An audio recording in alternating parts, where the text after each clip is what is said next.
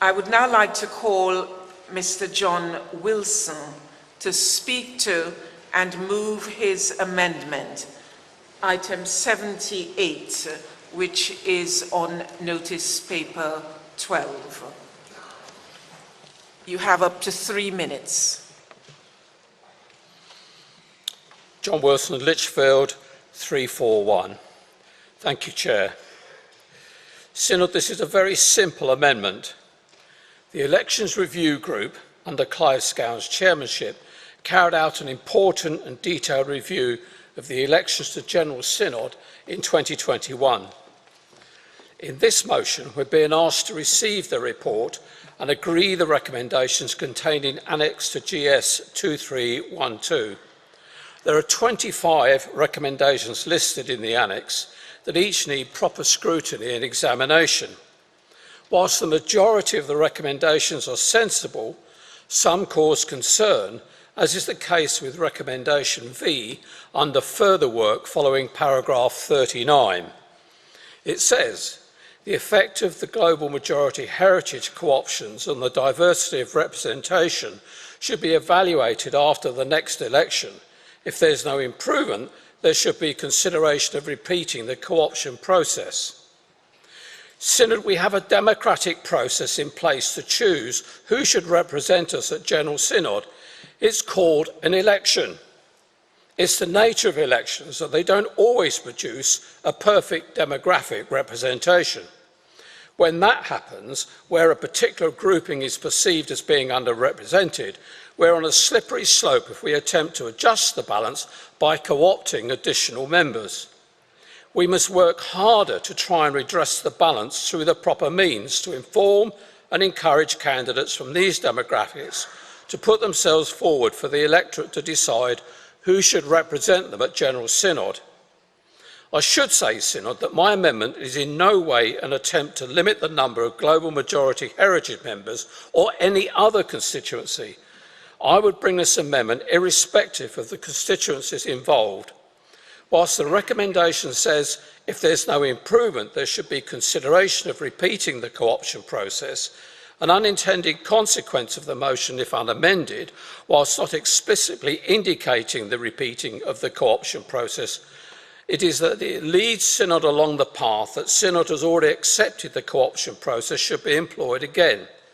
This is like to be used in future to indicate that discussions and debate to indicate that Synod has already agreed to, or at least given strong support for, the co-option process. Likewise, we will be told that the co-option process that was used to redress the balance following the 2021 elections, that does not make it right. It was not democratic then, and it's not democratic now. We need to discuss this. In a moment, Clive will be asked if he's willing to accept the amendment. If he does not, the only way we can continue discussion is if 25 members stand. I'm sure, like me, that you want to see that the membership to General Synod has been chosen by a process that is free, fair, equal and democratic, and not circumvented because the constituency is thought to be underrepresented. Whether you agree with my amendment or not, now is the time to stand so that we can have that debate. I beg to move the amendment that stands in my name. Thank you. Mr. Scone, will you please respond?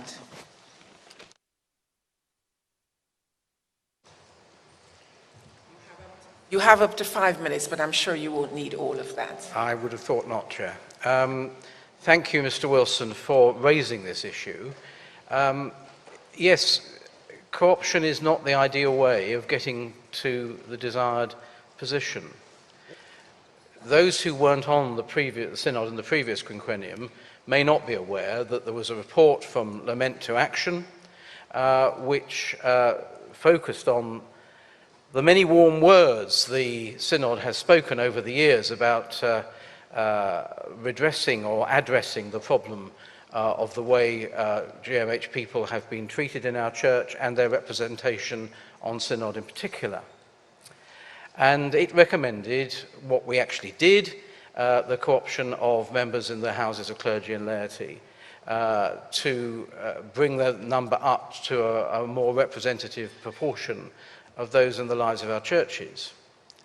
Now, it is my profound hope that having done that, and having now got at least 10 people with real experience of serving on synod, that those people will stand for election next time and be elected. But we can't guarantee that that's going to happen. In my diocese, we regularly have a significant number of global majority heritage people standing for election. More of them were elected this time than last, but it still is more difficult for them, it seems, than for others. So I believe we need to keep open the possibility of repeating the co-option if the next election doesn't do what I hope it will do and enable a good number, an appropriate number of UKME and GMH people to be elected by the normal method. Now, this recommendation simply says should be considered, or consideration should be given. That is not committing the synod to anything, still less the next synod. It's simply keeping it open for us to consider in the light of the results of the next election. And so I really do urge you to resist this amendment.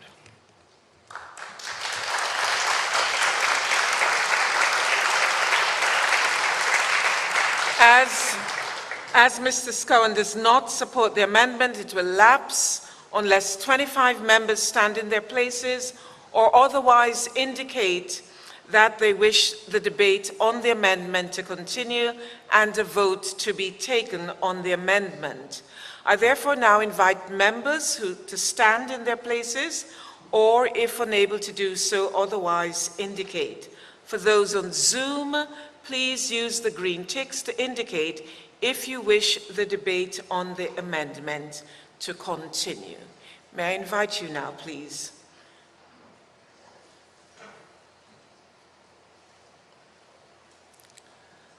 We clearly do not have 25 people standing, so this lapses.